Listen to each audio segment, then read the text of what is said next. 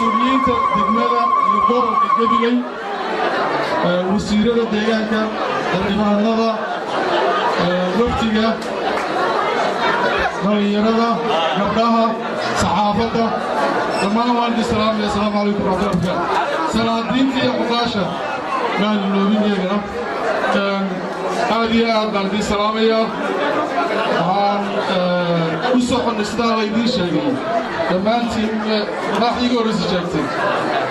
إنه sida ka qaadashadu socoto isla mar ahaantaana aan idinku dhiirigelino qaadashada kaar iyo ilaalinta iyo si wanaag ugu ridista maalinta la idin sheegay hase yeeshee waxay muuqatay inaad iska dhiirigelishantihiin inaad diyaar tihiin kollayba waxaad tihiin reer Gabiley xagga codbixinta xagga codaynta reer Somaliland number 1 marketing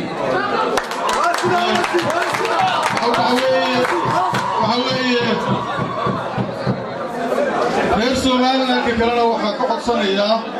inay ku daydaan reer Gabiley sida la sheegayna madaxdii hore in aan reer Gabiley taageerin may soo bixi jirin Soomaha maanta idinka sharaxan Soomaha waxaan maleeyaa uma baahnidin dardaaran uma baahnidin in laydin dhiirigeliyo maanta waxaa laydinka rabaa inaan kaararkaas idinka maqleen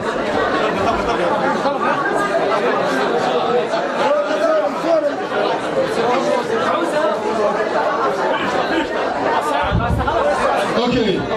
maanta waxaa laydinka rabaa si aydan u shaqayn jirin doorashooyinkii hore inaad u shaqaysaan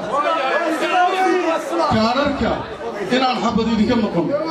waxaan idinka rabnaa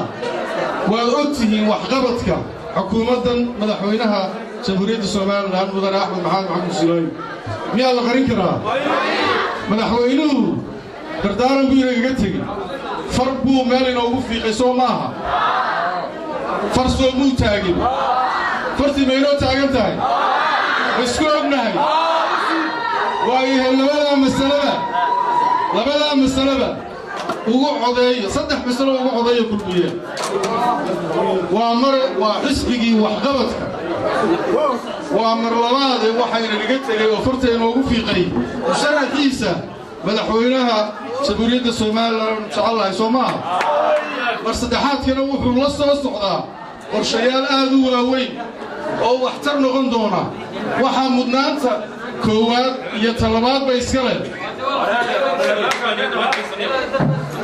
wax soo saarka in la kordhiyo xisbigan waxa uu qorshaysan inuu kordhiyo wax soo saarka sida beeraha iyo xoolaha Gabileyna waa beeraley iyo xoolo dhaqato waxaa qorshihiisa ku jira 5 sano soo socda in wax soo saarka aad la biyo